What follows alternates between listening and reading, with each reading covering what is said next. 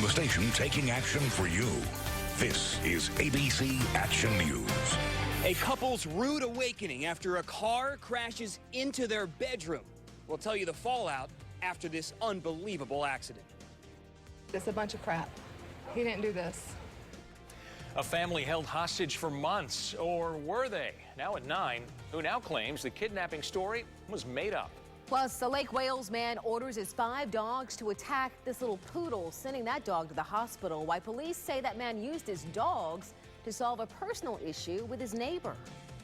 Now at 9, take a look at this. A Port Richey couple's rude awakening when this car plows right into their bedroom while they were sleeping. The damage is incredible. The driver took off, leaving his female passenger behind. All 3 people are in the hospital this morning, but the driver is now in jail. ABC Action News anchor James Tully is live at the home. James, how did this all happen? Well, Dan, beneath this tarp is a gaping hole caused by a driver who blew through a stoplight and lost control. That driver, fortunate, very fortunate he didn't kill anybody, and that there were 2 young men in another part of this house that were able to take action.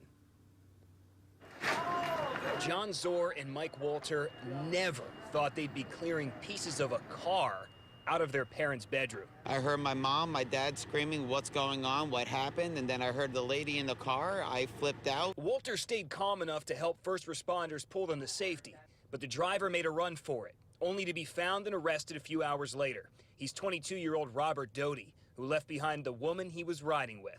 I mean, you're going to sit there and leave somebody for dead even though they're still coherent and speaking? No, he doesn't deserve it. He doesn't even deserve a cell. Their father has 2 broken ankles, now unable to walk. The mother suffered a head injury, and the passenger in the car was also hospitalized. But in the wake of this chaos, both these men know it could have been much worse. Grateful that my parents did sustain some injuries, but I'm so glad they're still alive.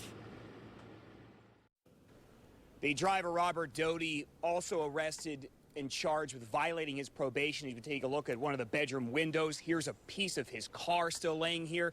And neighbors told me that cars driving quickly through the neighborhood streets here is not uncommon. They say that very often they hear of kids drag racing through these streets, especially in the early morning hours. We're live in Pasco County. James Tully, ABC Action News. Thanks, James. We just checked and found out a Polk County man is still